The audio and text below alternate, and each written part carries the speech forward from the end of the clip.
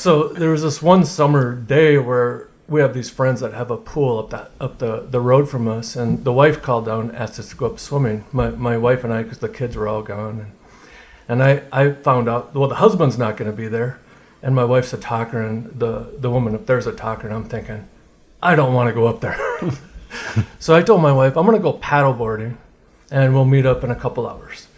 So when I'm loading up the paddleboard, when I'm done, I hear this woman say, you want to go to Dairy Queen? And I look up and she's like decked out in a bikini, and I'm like, not a chance. Yeah. You remember this? And she goes, oh, come on, I'll give you $5. And I go, once again, not a chance.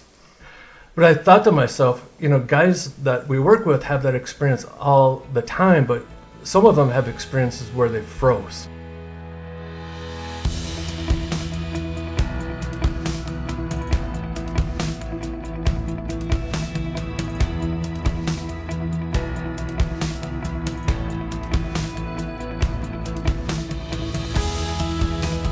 Welcome to the Faithful and True podcast. I'm Randy Everett, your co-host, and today we are here again with our host, Dr. Greg Miller. Greg, how are you today? Good to be here.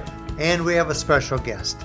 We have reached into our talent pool here at Faithful and True and have snagged our clinical director, Jim Farm. Jim, how you doing? I am doing good. It's good to be here. I'm excited for the workshop that we're having tomorrow. Starting tomorrow morning. And our producer of the podcast, Aaron Wellman, asked me to give you the responsibility of introducing yourself today on today's podcast with all of your credentials. Yeah, basically the question is, why should we listen to you? Why am I spending 25 minutes listening to this? What does this man know? What does he know? Yeah, I don't know. I mean, that's always been the question, actually.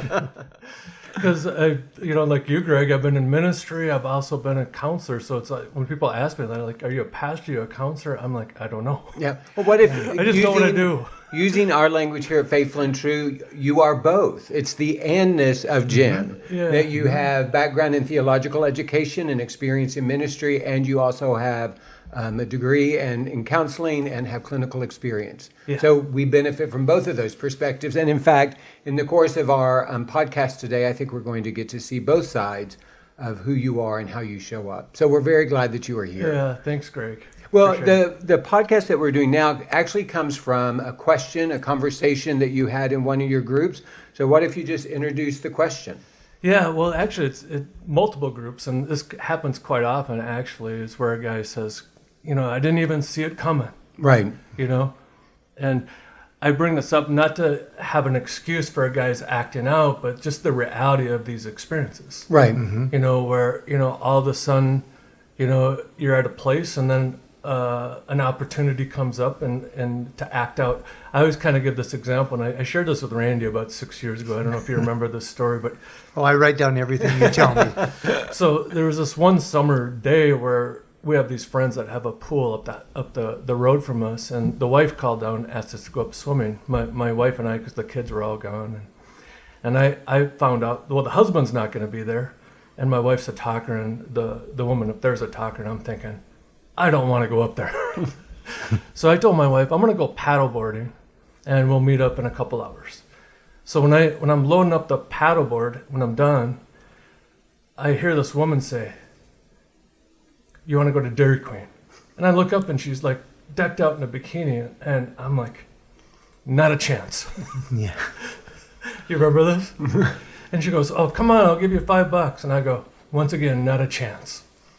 But I thought to myself, guys that we work with have that experience all the time, but some of them have experiences where they froze. Right. Well, and part of it is we teach guys at the workshop to get prepared for circumstances that are coming up. But what's true is sometimes we are completely caught off guard when something happens, that this opportunity that we weren't expected, maybe we were just looking at the scores, or maybe we were reading the news and then something pops into our view that we weren't anticipating. Sometimes we're out in public and somebody approaches us in a way that is triggering for us or confusing for us. And I think you're right. Part of how we respond in that moment is dependent upon our own story and some experiences that we've had in the past. And we may give a lot of coaching, we may give some guidelines to men on what to do when these things happen.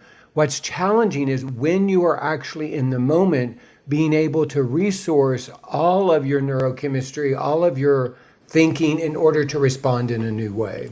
Yeah, and that's a hard task because some of those reactions happen within a quarter of a second. Right. And so you don't, without, intentional planning, it's really hard to slow down that time. Yeah, and one thing, I think for a lot of wives, they may assume that if their husband does come across one of these circumstances where the drug is readily available, I think sometimes wives may assume that the husbands are excited about it and maybe even eager for that. But the reality is, for a lot of men, what that actually triggers is fear. Yeah. And it's a kind of a combination of fear. It's the fear of what do I do in this moment, or how do I respond in this moment? Some chaos that is created from that. There can also be fear of, oh my gosh, have I done something wrong? When I tell my wife, is she going to be upset? And so in talking to men and being in groups, a lot of times the reaction, the thing that they need to process is the level of fear it created when this opportunity was presented to them. Yeah.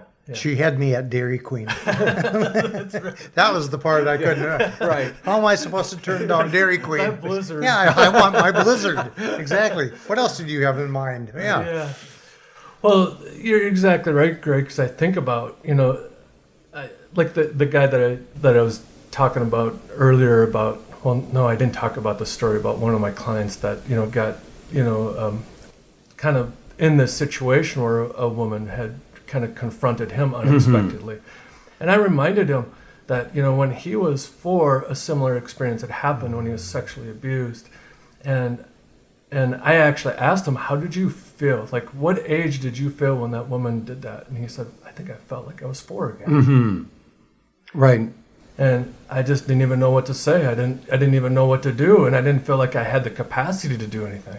Well, and it's that idea that sometimes when we are moved towards in a sexual way, instead of it feeling invitational, depending on what our stories are, we actually feel threatened by it. I think that that's a great example that you're using, where for someone who experienced some sort of sexual invasion, where there was abuse, there was unwanted attention, there was unwanted focus, instead of it being something that is exciting and being invited to, it actually creates a lot of fear and anxiety.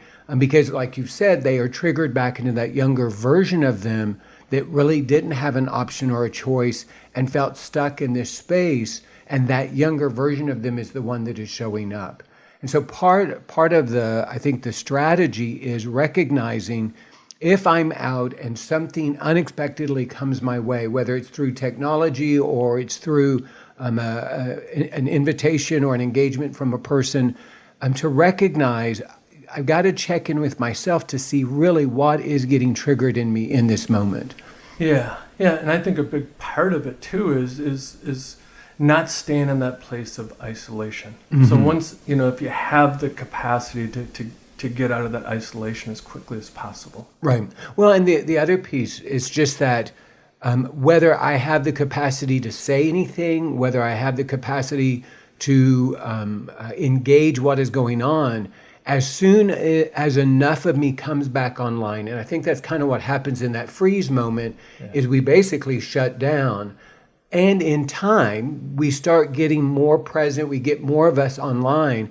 And when we are able to get more of ourselves online, we flee. We literally just exit the situation. We don't have to talk about it. We don't have to acknowledge it. We do whatever we have to do to get away from it as quickly as possible. And as we are doing that, to be able to reach out and connect. There's a process that helps us become more present. I've heard a lot of therapists talk about it. I think it's a part of a somatic practice. But whenever we find ourselves shut down and disassociated, one of the things that we can do is begin to intentionally engage our senses. Yeah. And so we ask ourselves, what's something I'm seeing? What's something I'm hearing? What's something that I can feel? What's something that I can hear? But whatever sense I'm resourcing, I'm using that to get from disconnection into getting more present with myself. Yeah. Yeah, and I think the mere fact that you recognize you're frozen, remember the freeze response, is a stress response. That means I feel threatened.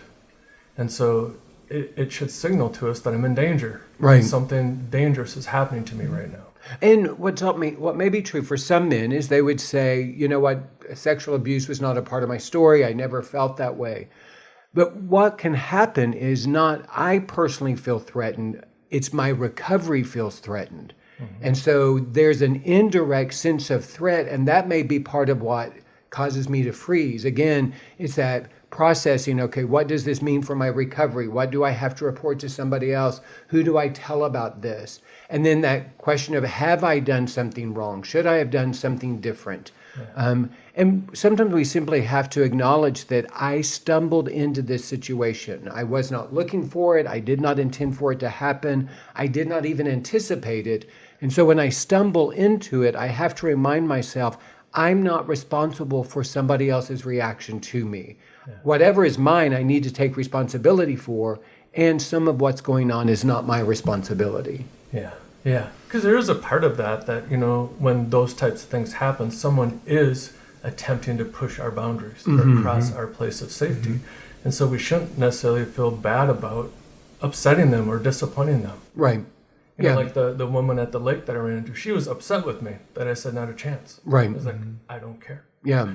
Well, and I think another piece is we also, and that's that ownership piece of I have to evaluate, am I positioning myself in a place where some of this may be more accessible? Now, in your case, you know, you were out paddleboarding. You had no intent of connecting to someone. In fact, your intention was to do it by yourself. There are times, though, when we are in a public space where we may be putting ourselves at risk without maybe consciously being aware of it. So I work with a lot of men who travel, and they will talk about maybe, you know, after a long day of work, going down to the lobby or going to the bar and getting something to drink. Now, in of itself, that's not necessarily a bad thing. There's safer ways that you can do that. But if you're regularly putting yourself in social environments where there will be people who could initiate a conversation with you, and you're there by yourself, then at some point you probably need to take responsibility. If this is happening where people are approaching you, it may be important that you recognize maybe I am positioning myself in a place hoping, expecting that this might happen. But for the guy who goes maybe to the bar with a group of coworkers and is hanging out in community with other guys or colleagues, in that situation, he may be creating some safety because he's not there by himself. And it would be even safer if there were people there with him who knew his story and could support him as he's navigating this situation. Yeah. Yeah. Sometimes the hard part of that, though, is if you've experienced, you know, being invaded or your boundaries being crossed, you tend to perceive boundaries as restrictive or not, you know, restricting your freedom. Right. And so part of that is, you know, reclaiming, you know, God's original intent for boundaries, which is protection. Right. You know, that we often talk about. I often talk about Adam and Eve in the Garden of Eden, you know, where God says, don't eat from that tree of knowledge of good and evil. Right. And what does Satan do? Why would he prevent you from eating from something that's good? Yeah. And our natural human tendency is, you're going to tell me not to do that, then I'm going to do it. Right. Well, You and know?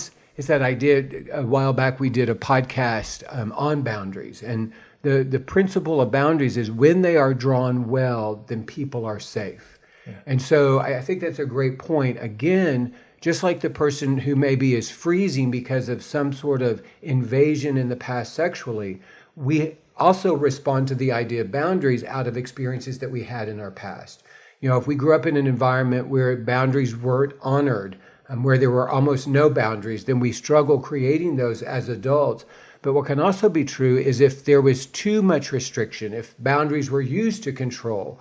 And we often hear stories of guys who grew up in the church and it was as if everything in their life was limited or they didn't have access to it because of these boundaries that they had. And now they are adults and they want to live in total freedom. But the problem is where there are no boundaries, there's also no freedom. That's right. And so we have to find that way of creating safe boundaries when we are in public, when we are traveling. And then if we are creating safe boundaries and this opportunity approaches us, we have more of the capacity to say no to something because we are in that safer place. Yeah, that's right. And just the mere fact that you're creating boundaries for yourself communicates value, that you do sense value in yourself. Right. You know. I also think as we're talking about this, we've talked about being approached by a person, but there are a variety of different ways that, the opportunity can come into our life. And I do think that one of them is about technology. Yeah. That I may be getting online to check the scores or to do work, and this ad pops up, and I have to find a way to respond to that. And I think part of it is going into a situation where it's a strong possibility that there may be an image or something that is triggering for you. You go into that place prepared. You go in ready for that. We talk about at the workshop this idea of fire drills, where I'm prepared. I already have created my strategy before I step into a space that might be difficult. Yeah. So if I'm going to be out in public, I have my strategy of what I'm going to do or how I'm going to respond if somebody approaches me. If I'm going online and something pops up that I wasn't looking for, I wasn't expecting, I already have my strategy in place of what I'm going to do to respond to that. Yeah. We often talk about that, or at least I do in my practices. Having vision and intentionality. Like if I'm going to go to the grocery store, why am I there? Mm-hmm. So it doesn't matter who shows up at the grocery store, but if I keep that vision in mind, why am I here? Mm-hmm. You see what I mean? Right. Yeah. And just keep coming back to, and that's why Mark, I think, talks so much about vision. Because if you maintain that vision, you're not necessarily so reactive. Right. You're being more intentional about where you're going to go with things. But I like that technology thing. I don't know if I ever shared this story with you guys, but in 2016, I don't know why I remember that year, but I was doing some research at my other practice before I came over here in the afternoon, and so I'm Googling this medical condition. I'm not going to say it, but it's a legit medical condition, and it's a .com. So I put it in here, and I kid you not, all this pornography is coming flying at me, and I go, oh man, I must have typed in the wrong letter. So I do it again, and same thing. And so I was supposed to have lunch with Mark and Deb. So I come here, to Faithful and True at lunch to do my work here. And I tell Mark and Deb, you're not going to believe what happened this morning. I'm actually feeling kind of guilty. Like I saw this, like I must have done something wrong. Yeah, like you asked for this trouble. And I kid you not, at the same exact time, I tell Mark and Deb this, and at the same exact time, almost in unison, Mark and Deb go, I'm sorry that happened to you. Mm-hmm. And I'm like, how did they do that? Right. It just blew me out of the water. Like I felt like I did something wrong. I wasn't looking for it, but I got exposed to it, so it almost felt like I did something wrong. Mm-hmm. And they just nailed it. Like, I'm sorry it happened. You were the right. victim. Well, yes, they actually saw it as an invasion, something that came at you that you weren't expecting, that you weren't pursuing or you weren't desiring. And even recognizing in their response that there is an injury that occurs to us when we are exposed to those things. And I think that's one of the shifts that we can begin to make in our recovery, is we begin to understand fully the injury that is done in our acting out, the injury that's done to other people, the way that we have hurt them in our choices, but also the injury that is done to us in the exposure to those things that can be so hurtful and destructive. Yeah. And I think that's a part of it. That's a part of the boundaries is, being ready to set those boundaries, saying that's not okay anymore. Even if that was part of my past experience, either through sexual abuse, is that, once I create boundaries, I'm saying, hey, I'm valuable and I'm not going to, I'm going to respond to these invasions when they happen, even if I wasn't quite ready for them, but having a plan ahead of time for, if it does happen, what might be my immediate response. Right. And one of the things that's just kind of alluded to in this that is true is that for men who are taking their recovery seriously, they cannot protect themselves from all of these invasions and these unexpected opportunities that can come up. Sometimes a man will question, am I taking my recovery seriously when this thing happened to me? Was I putting out some sort of vibe, or was I doing something? And obviously we do want to evaluate, am I somehow contributing to this chaos? And there are times at the end of the day we have to say, no, I wasn't.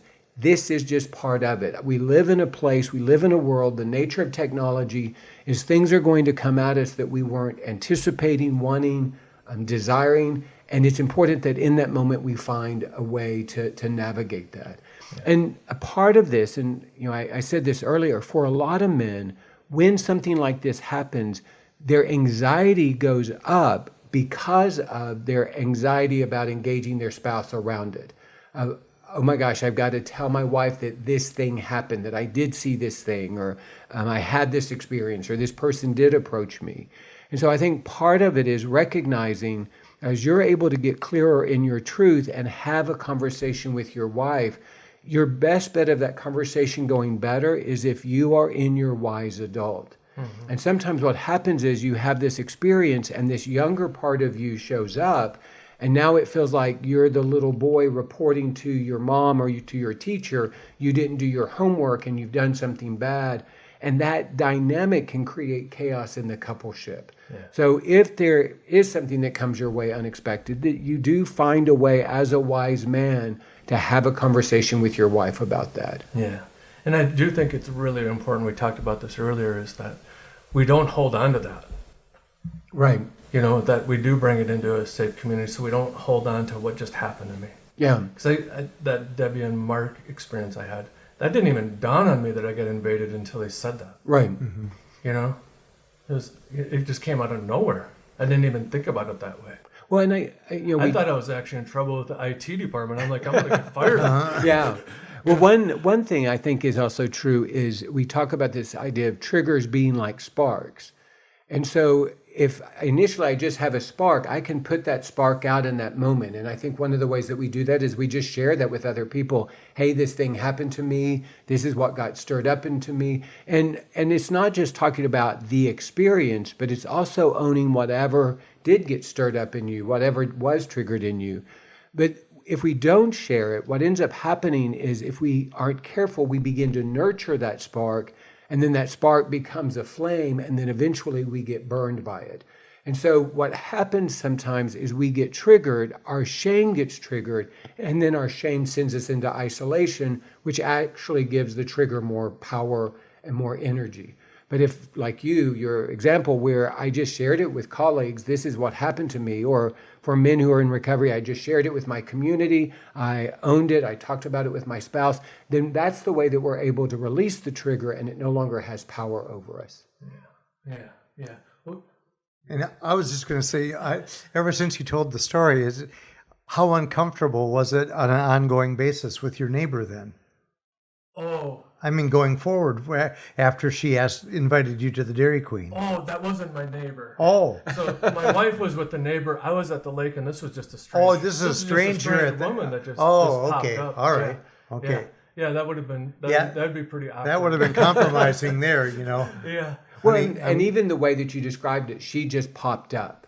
And I think that is a lot of the language that I hear guys talk about, when their computer or it's these things that just come towards them that are unexpected. Yeah, totally and figuring out, again, I do think having a strategy beforehand, knowing how you're going to respond, having it already practiced, that's the way that we're able to begin to respond differently going forward. Yeah, I think that's so important, but a lot of guys don't think that. Right. They kind of think, well, these are my triggers, but they don't think about like the things that are going to be unexpected. Right. Well, maybe that's part of the significance of the podcast. We do talk a lot about men, as you're going out, prepare, get ready. We don't maybe talk as much about this idea of when you are out and these things come your way, what is the way that you engage that? And I hope that, one of the things that maybe people have heard from this is, and our response is complicated because it's not just what's happening in this moment, it's about what's happening in this moment in some way connects me to my story and my experiences. That's part of what's getting triggered in me. Yeah. And so it's important that I can't fully get free from those triggers. I can understand them though, and then steward them and manage them better when they do get triggered through a current experience. That's right. And that is so important. That's one of the things I did want to kind of really get across today is because a lot of guys that don't respond well to those reactive moments, their boundaries got, like I said, kind of crossed early on. Mm-hmm. And so what I want them to understand is planning ahead of time. Yeah, be prepared. Yeah, is protecting themselves, something that's valuable. Right. Mm-hmm. And so having that preset boundary that protects them. And it's as easy as like the guy, what I tell the guys in my group, it could just be my example, not a chance. Right. You know, they're just going to be something that's going to be ready to go, not a chance. Yeah, because if we practice that language and it's we're ready for it. It's kind of like learning a new language. Yeah. I learned some phrases that I know I'm going to need. And so that's kind of what we're encouraging. You have phrases, and one of them is just no thank you, or no, or not a chance. This isn't happening.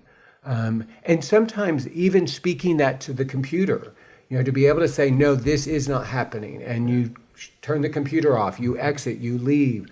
But actually finding your voice. We could do an entire podcast on the importance of finding your voice in recovery and finding your yes to the things that bring you life and finding your no to the things that rob you of life.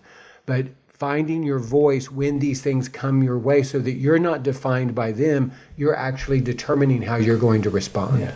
Yeah. And so once again, it's recovering that ability to protect yourself because you weren't protected when maybe that initial event where your boundaries were crossed. We expected someone to protect us, and that didn't happen. But now as adults, we have to protect ourselves. Right. And you're also protecting the investment that you've made in your healing journey. That's right. I mean, to the point where you are right now, I'm not about to let someone ruin the work I have put into that. Yeah, so that's exactly. Well, Jim, as always, it was great to have you on the podcast with us again today, and appreciate your time and your experience and your knowledge. It's been a great subject today for our listeners. We hope that as you're watching and listening to this podcast, if it's making you aware of a need that you have, Faithful and True is here to help you. And if you're struggling with pornography or any sexual behaviors that are just beyond your capabilities at the moment to control or to stop, we invite you to visit faithfulandtrue.com, where you'll find many resources available to you. You'll also find all of the information available for our Men's Journey Workshop, which we host every month here at Faithful and True. The details and the online registration is right there on the website. We also have the information and availability to register for the spouses. We do the women's workshop 2 or 3 times a year, and also the couples workshop. So check that out at faithfulandtrue.com. We also have over 400 podcasts like this. Jim's not on all of them. It just feels that way. So please check out the podcast. There's lots of great information for you there.